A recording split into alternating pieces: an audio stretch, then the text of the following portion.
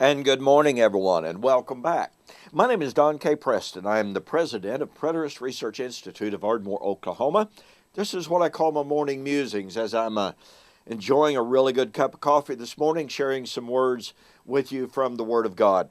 Hey, look, before I get into our study of Thessalonians, I really want to urge you, I want to remind you of a couple of things. And that is, number one, do not forget our Preterist Pilgrim Weekend, July 16th through the 18th, 2015, of course, right here in Ardmore, Oklahoma. Our theme is Dispensationalism, Dangerous or Divine.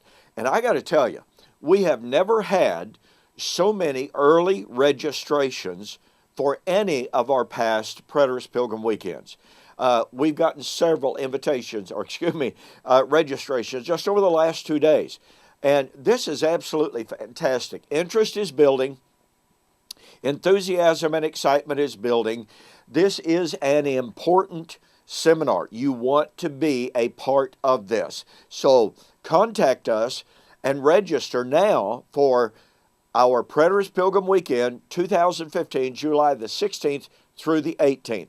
The second thing is, don't forget, I have just recently introduced a brand spanking new 15-lesson DVD study series on Acts 1, 9 to 11, and the promise of the angel that Jesus would come in like manner. You know, everyone says, well, that means he left physically, he has to come back physically. Means no such thing. The regular price on this 15-lesson DVD series will be $44.95 plus $4.95 shipping.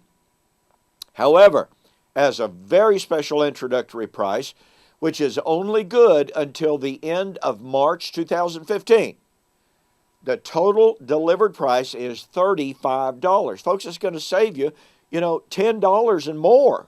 So take advantage of it. Go to PayPal, send me the $35, and you can send that to my email address. Just go to my website, eschatology.org, bibleprophecy.com, or even donkpreston.com.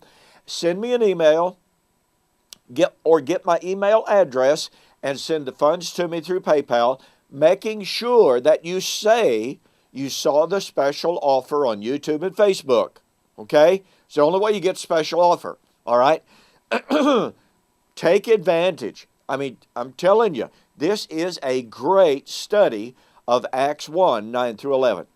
Okay, we're ready to begin our examination of 1 Thessalonians 4, 13 to 18. What we have been doing, and we've left out an awful lot of stuff. I mean, this has not been comprehensive by any means, but nonetheless, we have examined the references to the coming of the Lord prior to 1 Thessalonians 4, 13 to 18. We've taken a look at Paul's eschatology in 2 Thessalonians chapter 1. We have seen that there is a harmonious, single, united narrative, and that is, Paul was anticipating the coming of the Lord in judgment of Old Covenant Israel in AD 70 to reward and to vindicate the martyrs. Well, we are ready now to look at 1 Thessalonians chapter 4, 13 and following. And the very first thing that we want to notice is Paul's statement, I do not want you to be ignorant, brethren, concerning those who have fallen asleep, lest you sorrow as others who have no hope. Now, you really have to catch the power of this.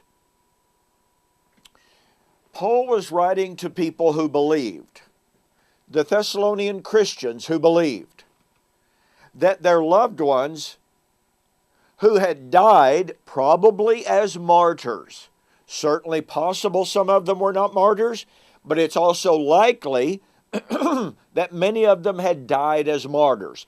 When they were converted, tribulation began immediately. Persecution was ongoing when Paul wrote 2 Thessalonians chapter 1 tells us. So, here's the kicker to this. Here's the really powerful point.